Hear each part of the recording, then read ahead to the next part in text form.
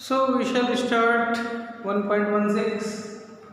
Basically, these questions are based on Gauss theorem. Easy question time. So, what is the net flux of the uniform electric field in exercise 1.1615? Through a cube side 20 centimeter oriented so that its faces are parallel to the coordinate planes.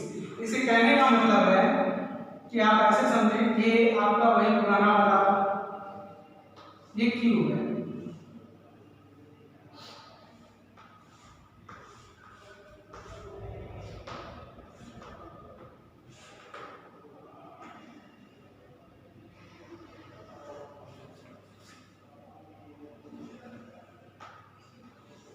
इस तरीके से आपसे ये पूछ रहा है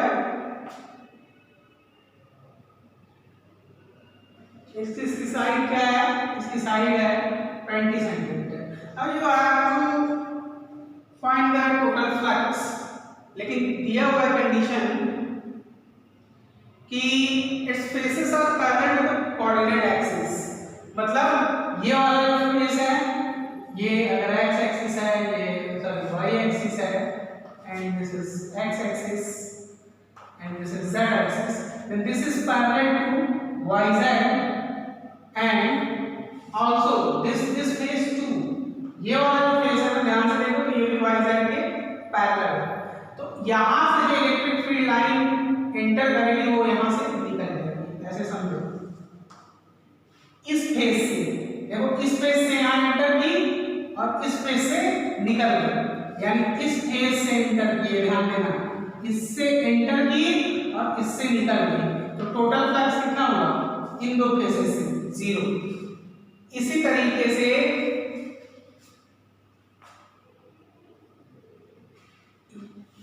यहां से अगर यहां से फील्ड लाइन एंटर करेगी तो पीछे वाले से निकल जाएगी, यहां से एंटर करेंगे तो इधर से निकल जाएगी, तो नेट फ्लक्स इसमें कितना आएगा? 0 आएगा। तो ये चीज याद रखना।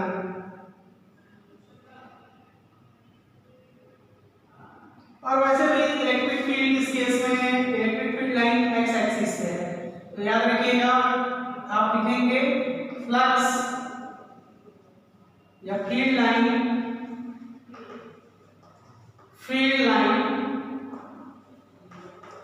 entering from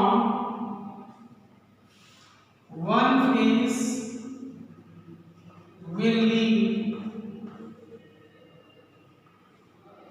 from the parallel face. So net flux is equal to 0। ये आपका आंसर हो जाएगा। चलिए आगे बढ़ते हैं 1.17 careful measurement of the electric field at the surface of a black box. Black box आप जानते हैं कहाँ लगा होता है, जहाजों में लगा होता है, टोटल रिकॉर्डर का काम करता है। Indicates that net outward flux through the surface of the box is net outward flux जो है इसमें 1.17 लिखते हैं 1.17। Net outward flux is given 8 into 10 to the power 3 newton metre square पर कूलम। देखो अगर फ्लक्स पॉजिटिव है यानी उसके अंदर चार्ज होगा, नेट चार्ज पॉजिटिव होगा। फ्लक्स निगेटिव है तो नेट चार्ज उसके अंदर क्या होगा? निगेटिव होगा। याद रखिएगा। What is the net charge in the box? तुमको तो पता है फ्लक्स इज इक्वल टू क्या होता है? q upon epsilon not. तो 8 into 10 to the power 3 is equal to q is equal to कितना हो जाएगा? this much, this is 8.85 into 8 into 10 to the power 3, 8.85 into 10 to the power minus 11, तो ये हो जाएगा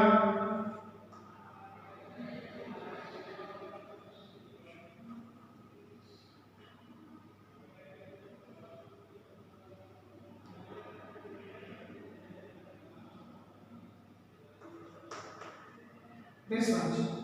It will be this much into 10 to the power minus 8 Yes, 7.28 into 10 to the power minus 7 coulomb charge. This much charge will be enclosed by the black box, तो इसमें कोई दिक्कत नहीं होनी चाहिए।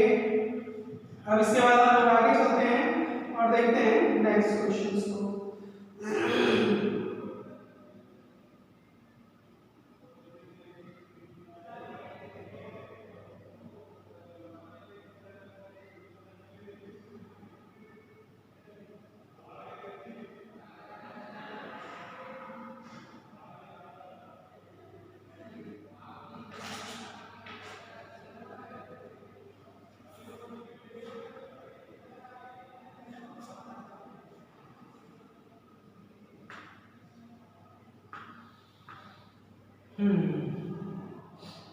नेक्स्ट क्वेश्चन ये क्या पूछ रहा है? This was A, now B. B में ये कह रहा है the net outward flux from the surface of the box were 0। ये कह रहा है कि अगर नेट आउटवर्ड फ्लक्स जो है बॉक्स का 0 हो, यानी फाई नेट अगर कितना हो 0, तो पूछ रहा है could you conclude that there were no charge inside the box? Why or why not? No.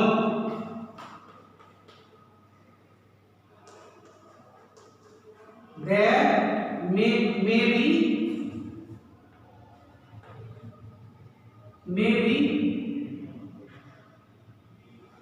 charges of opposite sign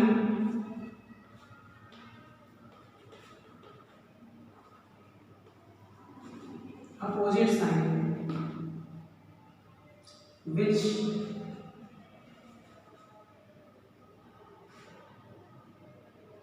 whose net is 0. Net is 0। ठीक है, मेरे कहने का मतलब आप ये समझिए कि ये आपका ब्लैक बॉक्स है, तो इसका ब्लैक बॉक्स हो सकता है 3 कूलम चार्ज रहा हो, -2 कूलम चार्ज रहा हो, -1 कूलम चार्ज रहा हो। तो इसका फ्लक्स क्या आएगा? Q net upon epsilon not, जो कि कितना होगा 0। लेकिन क्या चार्ज अंदर 0 है? नहीं। इसमें 3 कूलम चार्ज, -2 कूलम चार्ज, -1 या 3 Q coulomb charge, -2 Q coulomb charge और 1 Q कूलम चार्ज है। ठीक है, तो अगर फ्लक्स 0 आता है तो इसका मतलब ये नहीं है कि अंदर जो नेट चार्ज है, सॉरी अंदर जो चार्जेस है वो 0 है, नेट चार्ज 0 हो सकता है। ये चीज इसमें बताने की कोशिश की है। चलिए आगे चलते हैं और नेक्स्ट क्वेश्चन सॉल्व करते हैं।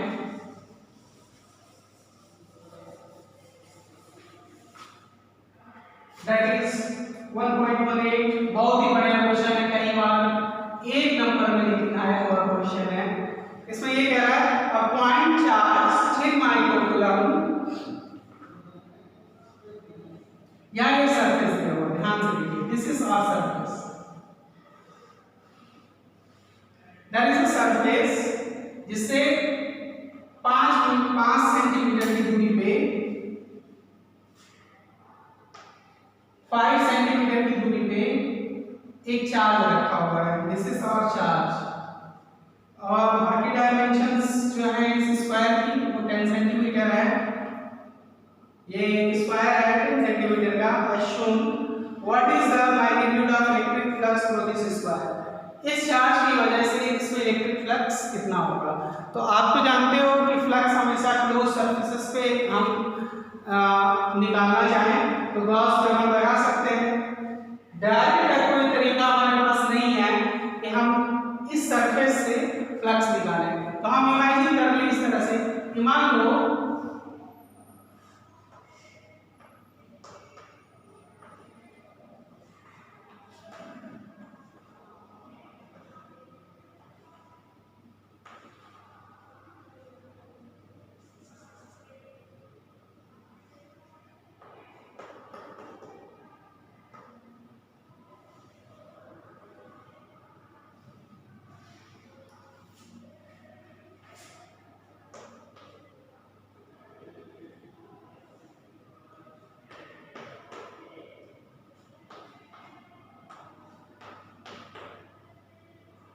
ठीक है।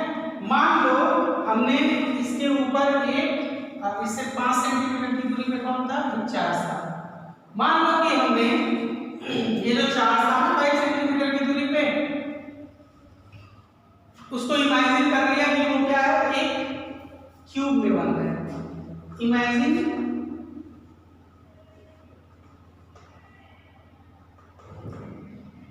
Charge is enclosed in cube. Now ये जो नेट फ्लक्स होगा, टोटल फ्लक्स फाई नेट जो होगा वो किसके बराबर होगा, 6 इंटू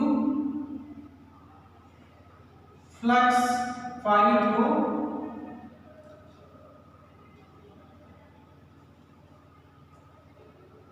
ईच सरफेस, है ना।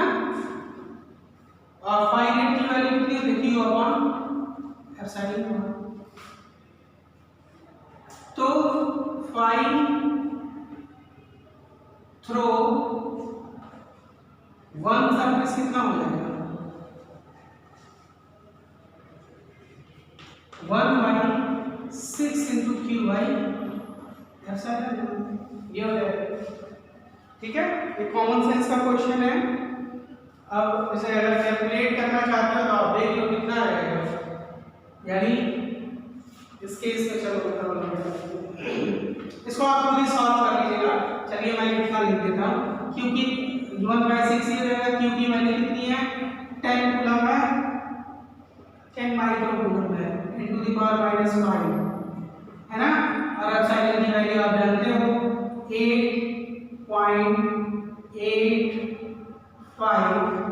× 10⁻11। इसको सॉल्व कर लीजिएगा, इतना फ्लक्स मिल जाएगा आपको। 1.18 रिजॉल्व हुआ, सॉल्व हुआ। आगे की तरफ चलते हैं। 1.19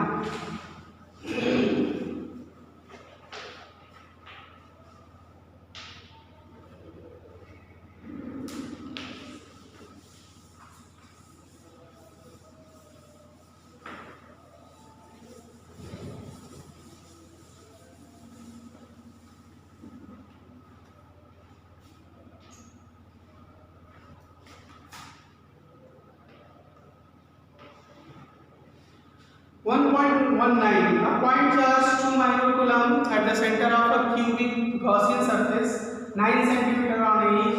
What is the electric flux for the surface? तो point charge आपका जो है वो क्या दिया हुआ है कि = 2 microcoulomb, cubic Gaussian surface 9 cm का है।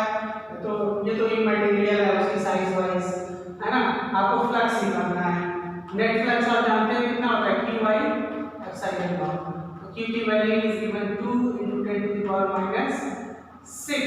एप्सिलॉन नॉट आ जाता है 8.85 × 10⁻⁻12 -11 की वैल्यू मैंने करेक्ट है क्या, सॉरी -12। तो 8.85 × 10⁻12 फ्लक्स की वैल्यू हो जाएगी। इसको आप सॉल्व करोगे तो आपका आंसर आ जाएगा, it will become equal to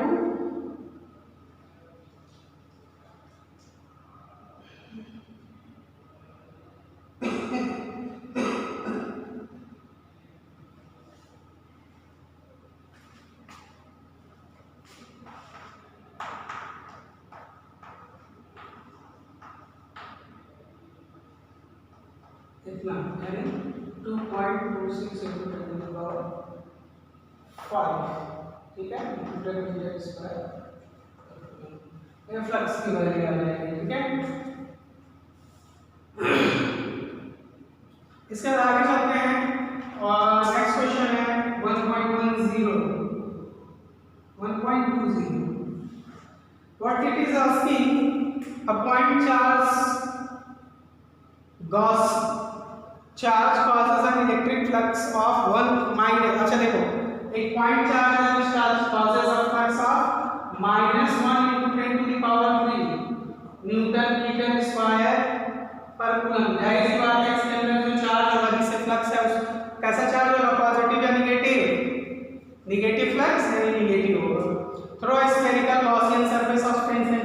radius. तो गॉसियन सरफेस जिसका रेडियस कितना है 10 सेंटीमीटर, यानी हम 0.1 मीटर लिख लेते हैं यहीं पे on the charge. If the radius of Gaussian surface were double, how much flux will pass through the surface? तो पहले हम फ्लक्स ही निकाल लेते हैं। A point charge, if the radius of the Gaussian surface is double, देखो भाई एक चीज पूरे दिमाग में आपने बैठा लेना है, बहुत इंपॉर्टेंट क्वेश्चन है लॉजिकल पॉइंट ऑफ व्यू से। देखो गोला इतना बड़ा है, अगर चार्ज 1 कूलम ही है तब भी फ्लक्स क्या होगा, तब भी अगर फ्लक्स हाई है तो गोला इतना बड़ा भी अगर है लेकिन चार्ज वही है तो भी फ्लक्स कितना होगा, इतना ही होगा। गोला इतना बड़ा हो गया है, अगर चार्ज कितना है वही है 1 कूलम, तो भी फ्लक्स कितना होगा, पाई ही होगा। समझ रहा है कि नहीं? तो flux will change in only one condition, अगर नेट चार्ज आपका इनक्लोज नेट का चार्ज अगर चेंज हो रहा है तभी आपका फ्लक्स चेंज होगा। तो ये चीज आपकी समझ में आ गई होगी। तो पहला क्वेश्चन यही पूछ रहा है, the first question asked by it कि if the radius of Gaussian surface were double, how much flux would pass through the surface? तो क्या लिखेंगे, flux will remain same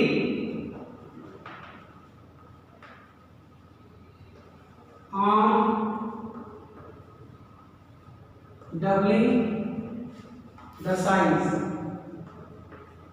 ठीक है, पहला आंसर हो गया। दूसरा ये कह रहा है what is the value of point charge. अब आया है मुझे अभी अगर आप बता दो भाई पॉइंट चार्ज की वैल्यू क्या होगी, तो हम चलते हैं इस साइड आ जाते हैं। अभी पॉइंट चार्ज बताओ, पॉइंट चार्ज कितना होगा, देखिए पॉइंट चार्ज कितना होगा। पॉइंट चार्ज तो नेगेटिव ही होना है, क्या मालूम है।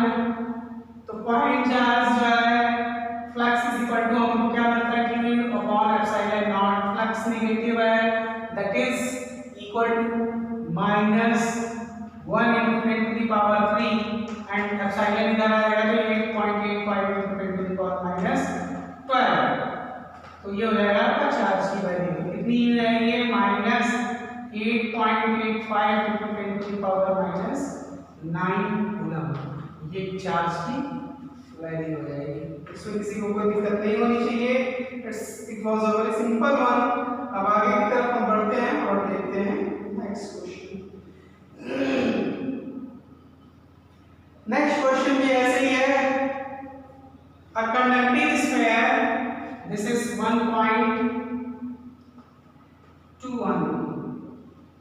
1.21 आप खुद करेंगे। A conducting sphere of radius 10 cm has unknown charge. If the electric field is 20 cm from the center of the sphere is 1.5 into 10⁻³ Newton per coulomb and points radially inward. Radially inward है तो जाहिर सी बात है कैसा charge होगा, negative होगा। What is the net charge in the sphere? ये question आपके लिए है। 1.21 आप खुद करिएगा। 1.22 मैं करता हूँ, यहाँ वैल्यू देता हूँ 1.21 आपका homework. 1.21 is your HW. A uniformly charged conducting sphere of 2.4 meter diameter has a surface charge density. देखिए surface charge density is given 80 microcoulomb per meter square। और आप देखो यूनिफॉर्मली चार्ज कंडक्टिंग स्फीयर है, इसका diameter दिया हुआ है, radius दिया 2.4, तो रेडियस हो जाएगा 1.2 मीटर। ठीक है, तो सिग्मा इज इक्वल टू आप तो जानते ही हो क्या होता है, q अपॉन सरफेस एरिया। तो q की वैल्यू दी हुई है, नहीं दी हुई है। एरिया आपको मालूम है कितना है, पाई क्या है, स्क्वायर है तो 4 पाई आर स्क्वायर ये हो जाएगा। तो now q is equal to how much, q is equal to sigma की value 80 into 10 to the power minus 6 and this is 4 pi and the r is 1.2 into 1.2 this much, ठीक है। Now इसको solve करते हैं।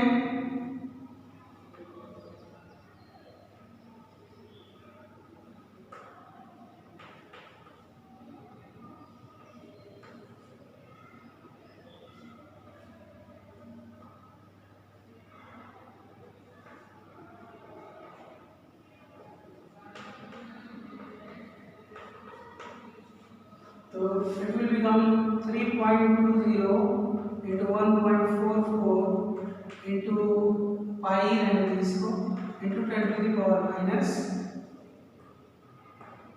4. This will be q, this much coulomb।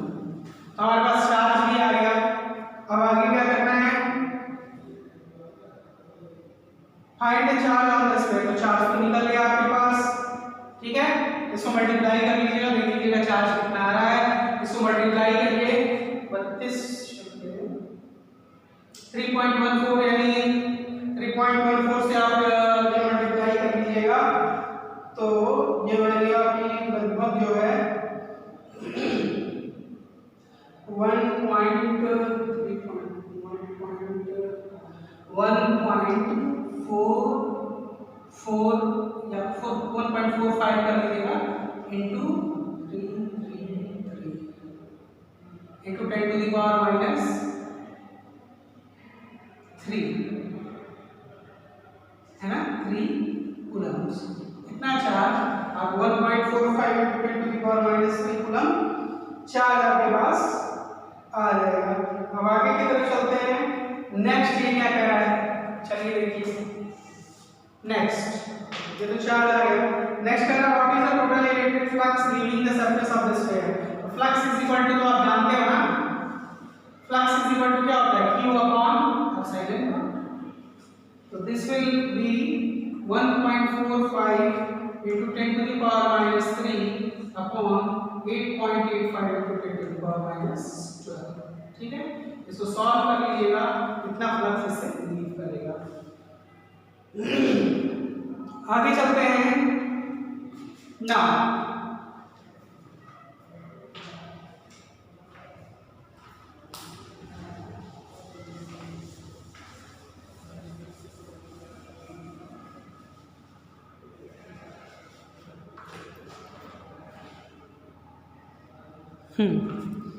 आगे चलते हैं और देखते हैं कि नेक्स्ट क्वेश्चन क्या है। 1.23 an infinite long charge produces field this much at a distance of 2 cm. Calculate the linear charge density। infinite line charge, याद आ रहा है लाइन चार्ज वाला, लाइन चार्ज के लिए electric field is equal to कितना होता है, lambda upon 2 pi epsilon naught r. यही होता है इलेक्ट्रिक फील्ड। एक लाइन चार्ज है and at a distance of 2 centimetre, 2 centimetre के डिस्टेंस से, डिस्टेंस आर जो है वो क्या है 2 सेंटीमीटर पे इतना इलेक्ट्रिक फील्ड डेवलप कर रहा है। तो you have to find lambda, ठीक है। फील्ड दिया हुआ है electric field is given 9 into 10 to the power 4 newton पर कूलम। तो E is equal to given 9 into 10 to the power 4 lambda is, तो लैम्डा इज इक्वल टू कितना हो जाएगा, आप ले आओ 2 पाई, ऐसे छोड़ दो अभी, पाई एप्सिलॉन की value 8.85 into 10 to the power minus 12 r कितनी दूरी पे है 2 सेंटीमीटर। r यानी 2 सेंटीमीटर मींस 2 into 2 इंटू 10⁻⁻2 और ये इंटू ये 9। ठीक है, सॉल्व करिए इसको। तो लैम्डा इज इक्वल टू कितना हो जाएगा 17.7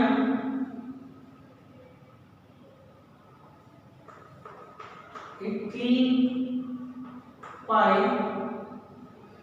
into 10⁻⁻10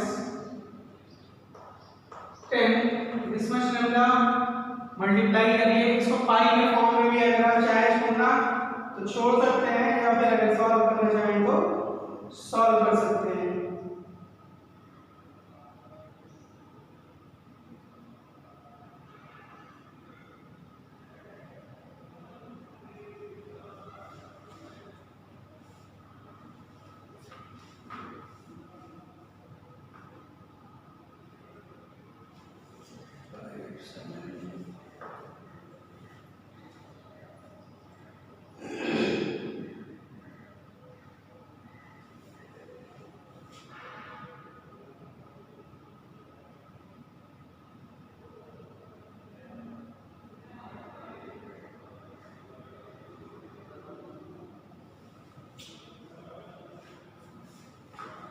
इसको सॉल्व कर लीजिएगा तो ये लैम्डा की वैल्यू आ जाएगी। ठीक है ना, दिस मच कूलम पर मीटर। क्वेश्चन नंबर 1.24 देखते हैं इसको। ये इनफाइनाइट शीट वाला क्वेश्चन है।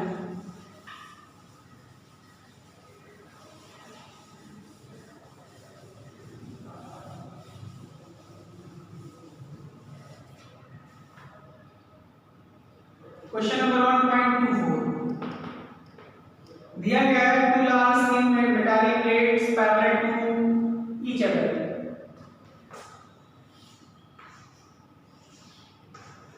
टू मेटालिक प्लेट्स हैं पैरेलल टू ईच अदर रखी हुई हैं। ठीक है, अब ये कह रहे हैं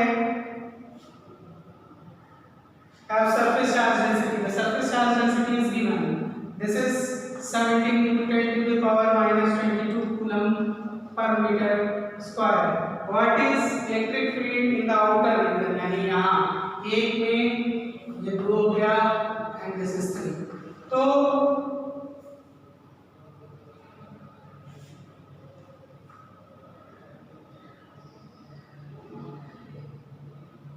लेकिन इनका साइन क्या है अपोजिट। ये पॉजिटिव है तो ये मान लो नेगेटिव। आप तो जानते ही हो इस रीजन में आप मान लो यूनिट पॉजिटिव चार्ज रखेंगे, ये पॉजिटिव वाला रिपेल करेगा, नेगेटिव वाला अट्रैक्ट करेगा। तो यहाँ इलेक्ट्रिक फील्ड क्या होगा आप जानते हो। इलेक्ट्रिक फील्ड की वैल्यू क्या होती है इसके सिग्मा अपॉन 2 एप्सिलॉन नॉट। और ये इस डायरेक्शन में तो ये भी क्या होगा सिग्मा अपॉन 2 एप्सिलॉन नॉट। ये कितना हो जाएगा 0, इस रीजन में 0 हो जाएगा। इस रीजन की बात करते हैं यहाँ अगर यूनिट पॉजिटिव चार्ज रखते हो तो ये पॉजिटिव वाला इधर धक्का मारेगा और नेगेटिव वाला इसको अट्रैक्ट करेगा। तो यहाँ सिग्मा इज इक्वल टू या इलेक्ट्रिक फील्ड जो होगा वो कितना हो जाएगा sigma upon epsilon not 2 epsilon not plus sigma upon 2 epsilon not, यानी कितना हो जाएगा सिग्मा अपॉन एप्सिलॉन नॉट। इस रीजन में भी आपका इलेक्ट्रिक फील्ड वही आएगा 0 आएगा। इस रीजन 0 होगा, इसमें आपको मिलेगा। इन रीजन 3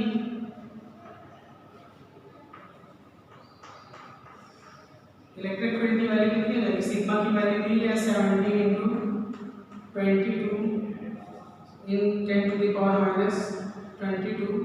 17.7 दिया होता तो बता देता ताकि सीधे 2 आ जाता upon 8.85 into 10 to the power minus 12। तो ये है 17 into 10 to the power 10 upon 8.85। ठीक है, ये -10 होगा न्यूटन पर मीटर। इतना जो है फील्ड इसका आ जाएगा और फील्ड की डायरेक्शन किधर होगी टुवर्ड्स द नेगेटिव प्लेट। इस तरह से आप कर लीजिएगा। आगे के जो एडिशनल क्वेश्चंस हैं उसमें कुछ हम लोग करते हैं, हालांकि इसमें से बहुत कुछ आपके थोड़ा कोर्स है, फिर भी जो ज़रूरत की चीज़ें हैं वो हम लोग देखेंगे इसमें से।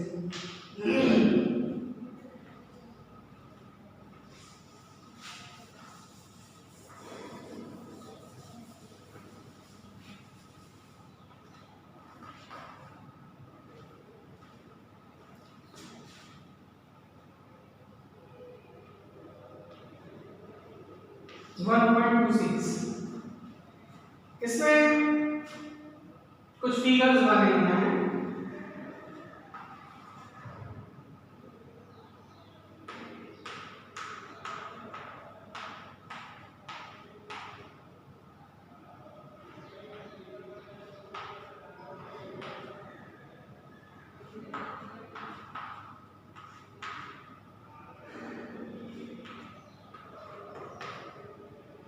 ये आपका ए है,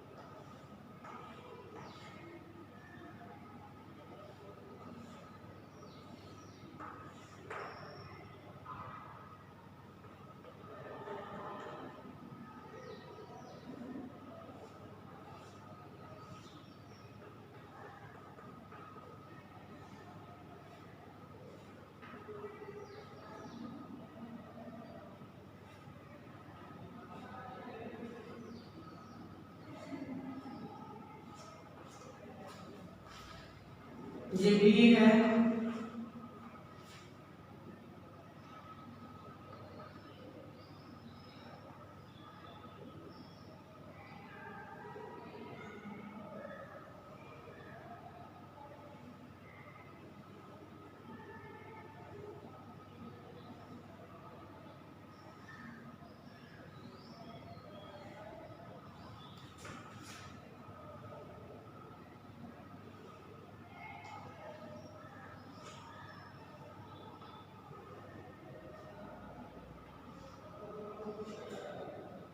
ये सी है,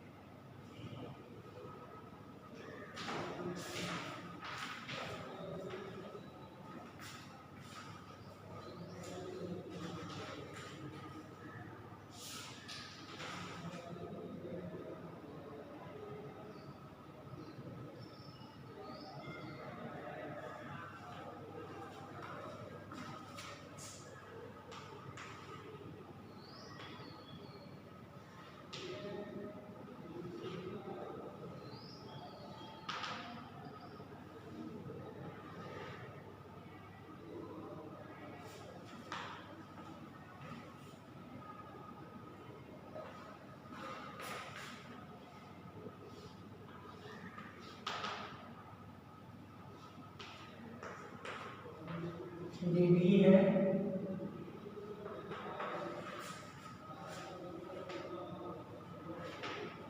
ये ई है,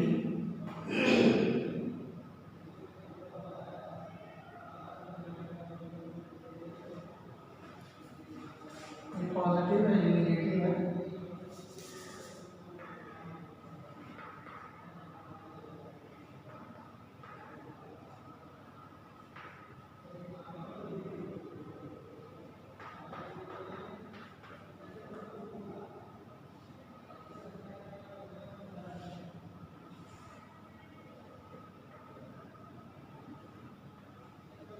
आपको बताना है कि which of them are not possible. ध्यान दीजिएगा, ये मेटल है और आपको बताया गया था कि मेटल पे इलेक्ट्रिक फील्ड लाइंस हमेशा नॉर्मल होती है। तो देखिए क्या सब नॉर्मल है, ये तो नॉर्मल समझ में आ रहा है। क्या ये नॉर्मल है? ये तो 120 है, ठीक है, ये तो गलत हो गया। यहाँ देखिए ये नॉर्मल है, नहीं है, ये तो नॉर्मल लग रहा है, ये नॉर्मल है, नहीं है, ये नॉर्मल है, नहीं है, तो क्या लिखेंगे? Not normal.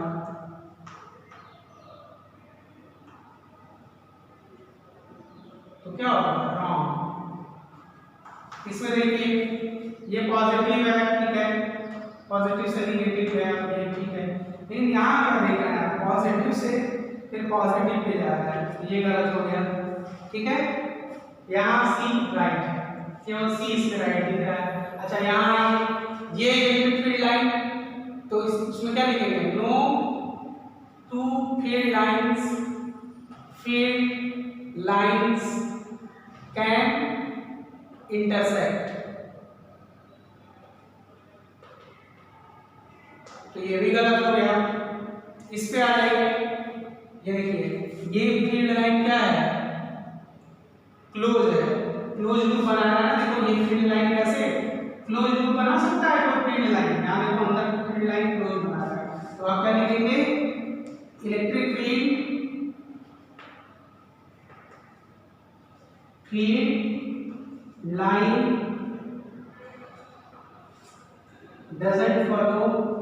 doesn't